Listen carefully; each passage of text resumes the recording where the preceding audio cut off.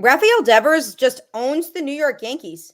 Period. End of story. Nothing else to it.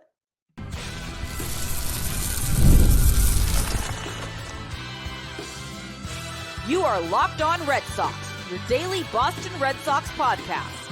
Part of the Locked On Podcast Network, your team every day. Hello and welcome to Locked On Red Sox, your daily Boston Red Sox podcast, part of the Locked On Podcast Network, your team every day.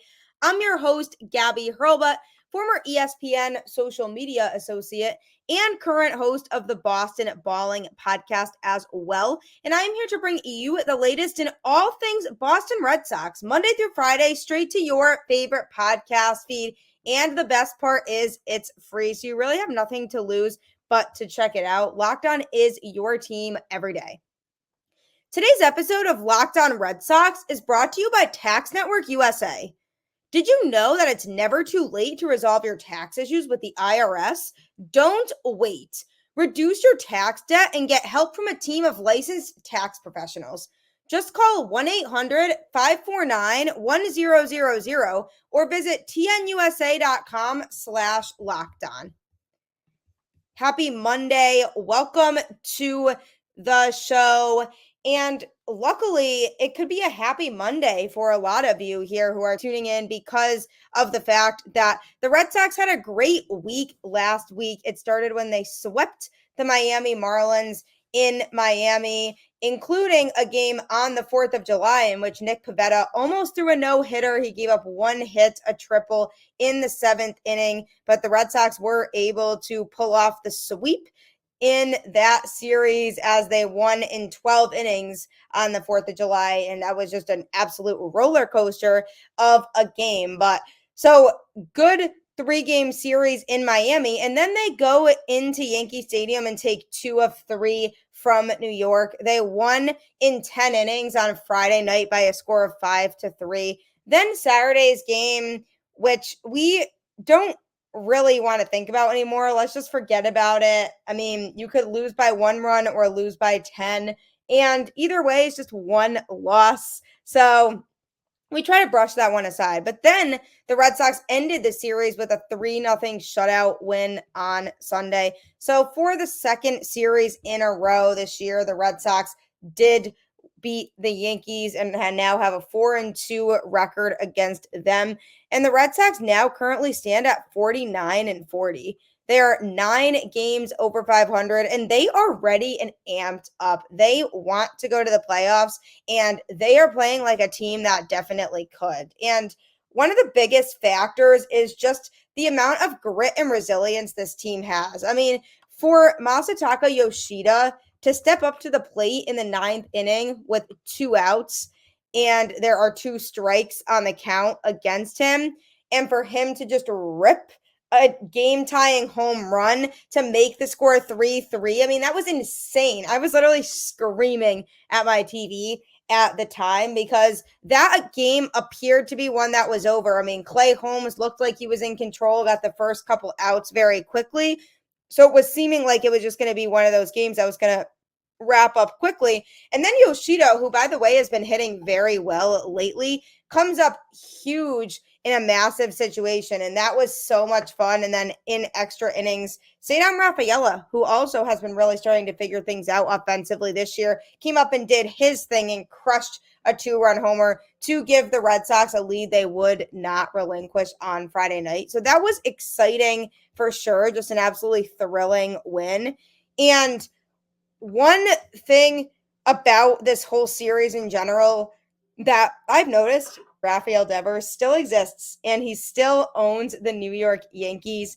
In Saturday's game, which was a blowout loss, unfortunately, for the Red Sox, he went yard. He hit a home run and went 2 for 4 on the day. Garrett Cole was pitching that game, and we all know that Devers owns Garrett Cole. This is nothing new here, but he did smoke a home run in Saturday's loss. But then on Sunday, he hit 2 home runs, and it was a very low-scoring game. I mean, the Yankees had Louis Heel pitching, who likely could end up being Rookie of the Year. So I didn't expect it to be a very high-scoring affair. But basically Devers just put the entire team on his back. 2 home runs on the night. The first one to give the Red Sox a 1-0 lead. And then when the Red Sox were up 2-0, thanks to another Ceddanne Rafaela home run, he just smoked a ball that wasn't even in the strike zone. It was outside off the plate to get it over the fence and make it a 3-0 ball game. I mean, this guy just has a way of hitting at Yankee Stadium. He has the most go-ahead home runs against the Yankees on the road in Red Sox history with 11. Jim Rice is right behind him with 10, then David Ortiz with 9, Ted Williams with 8, Carl Yastrzemski with 7, Manny Ramirez with 7, and Babe Ruth with 6. I mean, talk about some company for Devers to be in, but nobody has more go-ahead home runs against the Yankees on the road than he does. So clearly he likes playing at Yankee Stadium. He is very comfortable with it. It's fantastic to see him in a Red Sox uniform and go out there and just crush the Yankees, because a lot of the game early on was looking like it was just going to be a, maybe 1-0 final because nobody was scoring. Both pitchers were pitching very well, and it wasn't looking like there was going to be a lot of scoring. But then in the last few innings, things got very exciting to the dismay of Louis Heel and the Yankees. Devers ripped that solo homer to the opposite field on a 98.8 mile per hour heater. It was unbelievable, and you could just feel the tension even watching it on TV, just how badly both of these teams wanted to win this series and grab that game. But he just made himself and his presence known and got the job done and carried the Red Sox to the win. He has 16 homers in 57 career games in the Bronx, which is the most of any visitor in MLB since the start of the 2017 season. He just is so comfortable there, and it was fun to watch him just do his thing there, because Devers obviously is an all-star, and we've seen him have some great seasons and put up great numbers for the Red Sox, but he truly puts up his best numbers at Yankee Stadium in the Bronx. And it's truly funny to see that as a Red Sox fan and to just see him truly crush the hearts and souls of Yankees Nation. I mean, I can't find anything more satisfying and entertaining than that. So Devers is certainly somebody who just continues to absolutely mash when he plays the Yankees, especially on the road. And hopefully he can just continue to hit that well outside of Yankee Stadium and go and hit that way against other teams too. Because if he could hit more consistently against other teams, the way that he just did over the weekend, he'd be having an MVP caliber season to the point where he could seriously be in the MVP conversation, because what a performance by him at the plate. And another fun fact that was taken from this series is Ceddanne Rafaela is now the first Red Sox rookie ever with at least 50 RBIs and 10 stolen bases before the All-Star break. So he has really been showing his athleticism in a variety of different ways, showing his ability to improve and grow offensively, also being able to showcase his speed and steal the bases, and obviously making highlight reel catches in the outfield. So lots of good things from the Red Sox in this series. And I just really like the fact that this team never gives up. If we can take a big lesson from this series from the Red Sox, it's that you can never count this team out, because they want to win. And a lot of times they will find a way to win these games, especially neck and neck ones like that. And I mean, that win on Friday night has to be the best win of the year for the Red Sox to date, because I thought that game had no chance of continuing. I thought it was over. And when Yoshida came up to the plate, I thought that was going to be an automatic out. So there seems to be new heroes that emerge each time when the Red Sox win games. And that's what makes it so much fun. And Devers is usually the hero in at least one of the games that takes place in the Bronx. So I'm actually surprised they haven't done it already, but I'm sure that the Yankees will start to intentionally walk Devers when their opposing pitchers are going up against him, because I mean, he just knows the Yankees in and out and has figured out a way to excel against them. So it would be in their best interest to just put him on base every time they see him. I don't know that they will do that. I'm certainly happy with him allowing to continue to absolutely mash, because that's super fun to watch, but I wouldn't be surprised if the Yankees decide they want to contain it, and that means just intentionally walking him every time so he doesn't get the at-bat. So we'll see how they handle that moving forward. But coming up, I'm going to be talking about a guy who absolutely dominated in the Red Sox rubber match win on Sunday against the Yankees. If you're looking for a fun way to play daily fantasy sports, you should definitely get in on Prize Picks. Prize Picks is America's #1 daily fantasy sports app with over 5 million active members. Prize Picks is the easiest and most exciting way to play daily fantasy sports. Unlike other apps, on Prize Picks, it's just you against the numbers. You can now win up to 100 times your money on Prize Picks with as little as 4 correct picks. You literally can turn $10 into $1,000. This is such an amazing deal, people. You absolutely should check it out. And all you have to do is download the Prize Picks app today and use code LOCKEDONMLB for a first deposit match up to $100. That's code LOCKEDONMLB on Prize Picks for a first deposit match up to $100. Pick more, pick less. It's that easy. It's Prize Picks. It makes your life so much easier. So I highly recommend, if you're trying to win a lot of money, to check out Prize Picks. Here on Locked On Red Sox, we pride ourselves in getting you the latest news for your team. Whether it's the offseason, the draft, spring training, or the playoffs, it's year-round. You know what else is year-round? Collection season. Just because tax season is over doesn't mean the IRS will stop coming after you for unfiled taxes. The IRS can garnish your wages, levy your bank accounts, and even seize your property. Don't let the IRS target you. Let the licensed professionals and tax experts at Tax Network USA go to bat for you. With over 14 years of experience and an A+ rating by the Better Business Bureau, Tax Network USA has saved their clients over $1 billion in tax debt. Whether you owe taxes, have complicated matters that require tax planning, or finally hit that parlay this season and need help correctly filing, call 1-800-549-1000 or visit tnusa.com/lockedon. And be sure to mention Locked On Red Sox at checkout and you'll receive a $250 discount off their services. Nobody likes doing taxes. It's not an enjoyable process. So if you want to make it easier on yourself when that process is here, you might as well check out Tax Network.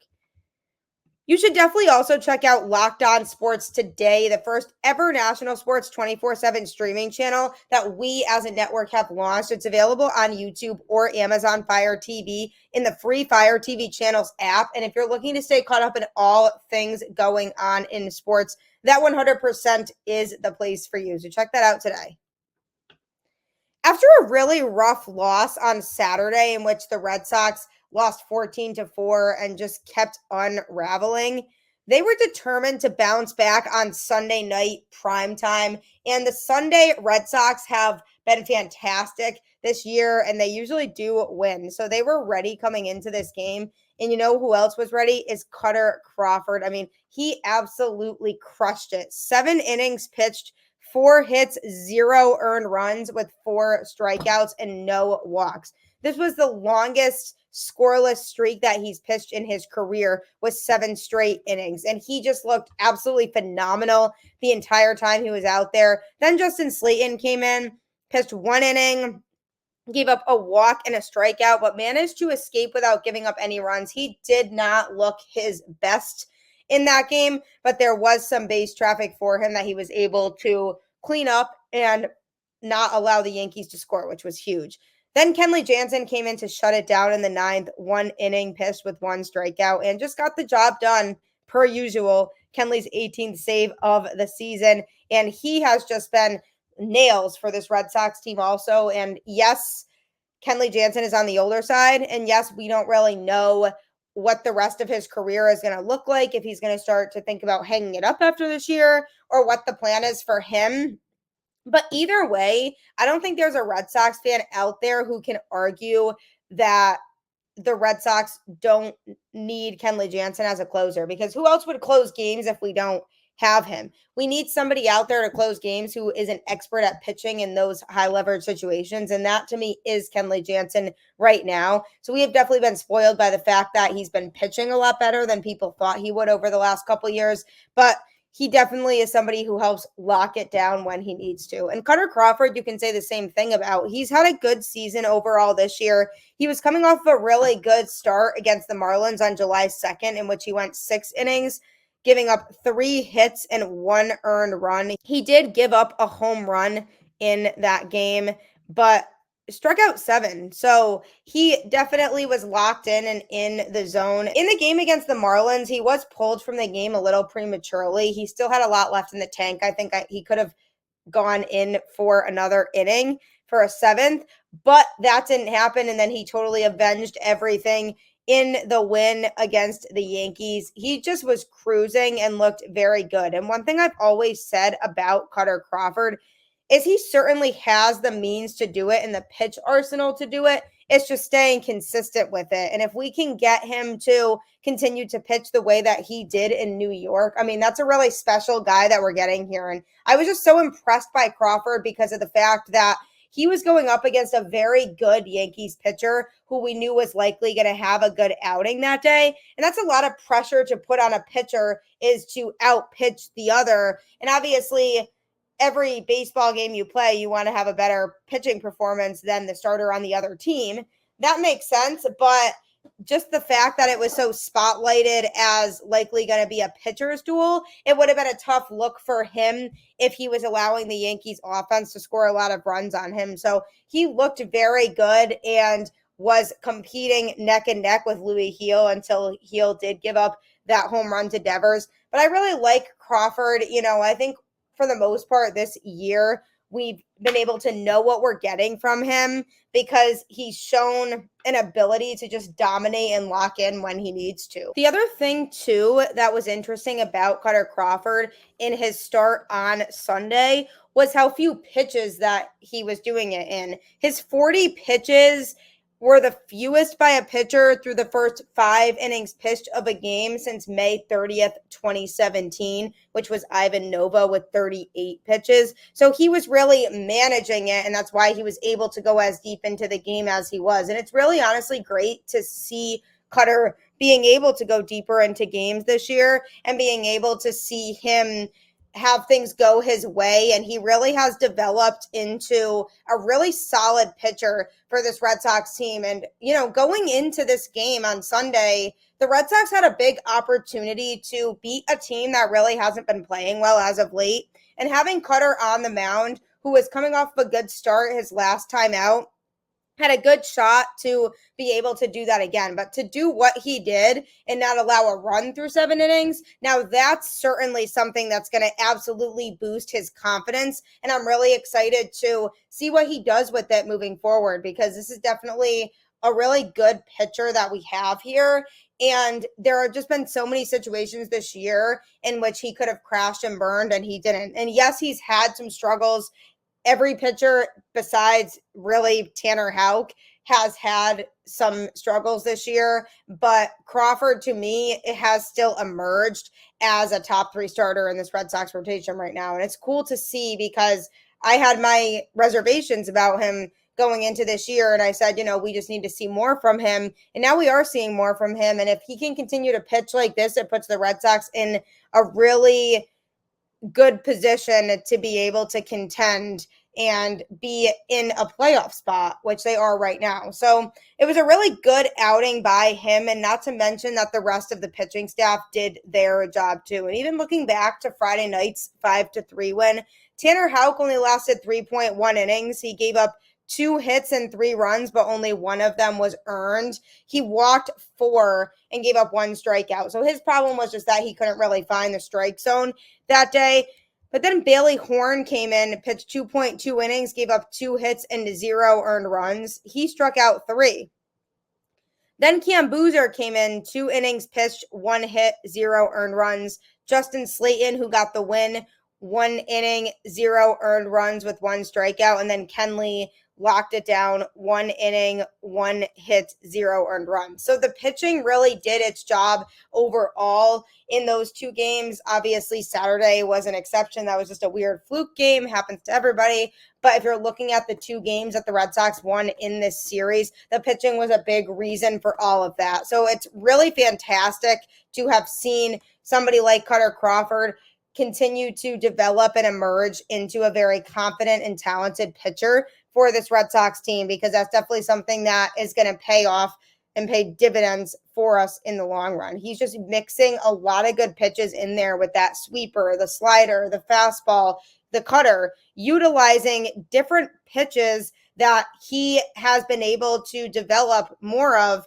and use those to his advantage when he's going against opposing hitters. And the Yankees just had no answers for him. And big props to him for having the game that he had. So great performance by Kutter Crawford, and I'm looking forward to seeing his next start because he definitely has emerged as a very talented young pitcher for this Red Sox team.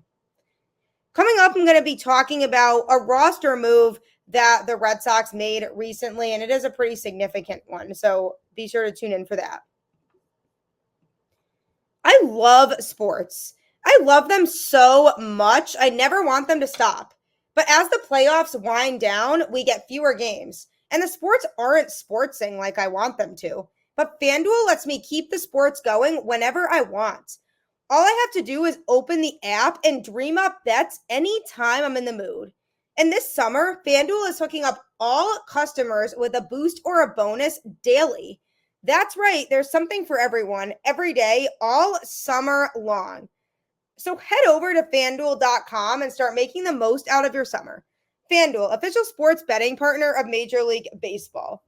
FanDuel is an absolute game changer if you're looking to bet on sports and make a ton of money doing it. It has so many options, so you should definitely check it out today. Also, just a reminder to check out Locked On Sports Today, the first ever national sports 24/7 streaming channel. It's available on YouTube or Amazon Fire TV in the free Fire TV channels app. So you can check it out if you want to stay caught up in all things going on in sports. So now's your chance to check it out as well. The Boston Red Sox made a recent roster move. They did have to place Chris Martin on the injured list, which was retroactive to July 4th. And it's definitely a bummer because he has been solid since coming back from his last stint on the injured list due to anxiety. He just needed to take a break from pitching. And he stepped away for a bit and then came back and was really looking like a new and improved version of Chris Martin, more along the lines of who we saw last season. But now he was placed on the IL with elbow inflammation. So right now it's 15-day injured list. And basically Alex Cora said we'll know more over the next few days and how he hadn't felt great. So they are feeling like it's something minor, but have to wait and see what happens because obviously with where they're at in the season right now, with there being a day off on Monday and then the All-Star break coming up, it doesn't really make sense to push him. And then he might end up being lost for a longer period of time. So the Red Sox would rather keep him resting for now. And then when they have the break, let him recover then. So then they could bring him back after the All-Star break for the remainder of the games because he truly has been the great setup man that he was last year for this Boston Red Sox team. And it's definitely tough because he spent some time already away from the game. So when he came back from the IL before, he was probably eager to get back out there on the field and pitch. And so for him to now be on the injured list again because of the fact that he was experiencing some pain, it's definitely unfortunate for him. But I do agree with the mentality of let's make sure that he's healthy and is feeling good when we bring him back because we don't want to rush him back and then risk us not being able to use him for the rest of the season. So his season stats so far, a 2-1 record, 3.42 ERA over 26 games pitched, which was 26.1 innings. He also has recorded 29 strikeouts in the mix. And he has been able to get his numbers down from what they were earlier on in the season. So that definitely has been helpful. Last 7 games, 3.86 ERA, but last 15 games is a 1.80 ERA. So he certainly has, over the last couple of weeks, been pitching really well. So hopefully he can come back sooner rather than later, because he definitely is a key piece of this Red Sox bullpen that we need in order to win some of these games down the stretch. In a corresponding roster move, the Red Sox called Cam Boozer back up, who had been sent down to AAA. On the season this year, he's 1-2 with a 3.0 ERA over 27 games pitched. He has recorded 1 save, 2. In his last 15 games, he has a 2.40 ERA, and last 30 is 3.0. So he's definitely trying to work his way back into being a very consistent, good pitcher for this Red Sox team. And he did make an appearance in the Red Sox Friday night 5-3 win. He went 2 innings in that game and just gave up 1 hit and no earned runs. He did walk 1, but he also struck out 1 too. So it was nice to see him locked in and in the zone and really be fresh out there, because he is somebody who needs to develop the confidence, and the confidence is going to come with playing time. And if he gets into more games, that'll only help him to generate more of that confidence that he needs moving forward to be able to pitch. And I do have to say, Alex Cora deserves a lot of credit for the way he's been managing the pitchers on this team. I mean, even in the blowout on Saturday, he brought Chase Anderson into the game late. And he is always the guy who comes in when the Red Sox are in a game that's pretty much a wash at that point. He pitched 3.1 innings that day, giving up 5 hits and 5 earned runs. So it was not a pretty outing for Anderson, but Alex Cora knows, okay, we're clearly not going to win this game, so let's focus on taking the series tomorrow. And then they brought in Chase Anderson to finish it, but it didn't matter because the Red Sox were down by a lot. So Alex Cora definitely deserves some props for the way he's been managing these guys this year. And I feel like he's somebody who would know how to handle Cam Boozer, throwing him into lower leverage situations to start so that he's not feeling all of this pressure, because you do need to ease into it if you are newer to the atmosphere or newer to that team. And so I like that Alex Cora has been like, yeah, let's not bring him in this really intense situation where the bases are loaded and they have nobody out and we need somebody to come in and get out of it. That's Brendan Bernardino's job right now. So Cam Boozer is somebody who, I'm definitely open to being back up at the major league level. I want to see more of his stuff and more of what he can do. But the Red Sox obviously have seen some improvement in him since he went back down to AAA. So it'll be interesting to see what he does in the interim. But the Red Sox definitely do need Chris Martin. Having a setup man is so huge to pitch the 8th inning when your closer is then pitching the 9th. So having Martin here feels super crucial for this Red Sox team in terms of their ability to have those lockdown guys coming in to pitch late in games when they are trying so hard to get some other runs on the board and they just can't do it. So you definitely need your lockdown guys, and Chris Martin certainly is one of those lockdown guys. But the Red Sox have a lot of good things going for them right now. Saw some great things in this series against the Yankees overall with this win.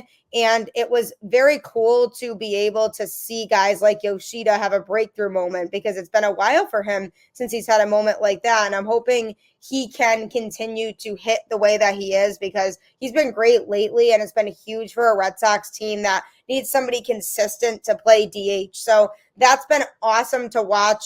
Rafaela, Hamilton, Durant are still awesome to watch. Devers obviously is Devers. And it's just a fun team right now. And I think the vibes are so high. These guys want to win and they are hungry to win, and they just do not give up, as seen in the first game of this series. So lots of good things to take away from this series against the Yankees. And now I'm just hoping that the momentum continues and they just continue to pick it up and just win more games moving forward, because this team would be so much fun for anybody to watch in the playoffs with all the young talent there is right now. So hopefully they land in that playoff spot. Hopefully they buy at the trade deadline. There's no reason why they should be on the fence about that. They are such a, money grabbing rich organization, honestly, that they should not be afraid to go and get guys that may be expensive if you have to take on some of the contract, but can help your team win now. Show these young guys that you care about wanting to see them win. And then things will be very good in terms of the clubhouse vibe, as opposed to saying, we don't believe in this team, so we're going to sell off pieces at the deadline. That can be very discouraging for the guys. So hopefully the Red Sox make the right decision and decide that they are going to be buyers at the trade deadline, because this Red Sox team and the way they've been playing certainly deserve that. But you can do your part to help make sure that happens by keeping the faith. As always, go Red Sox, and I will catch you on the flip side.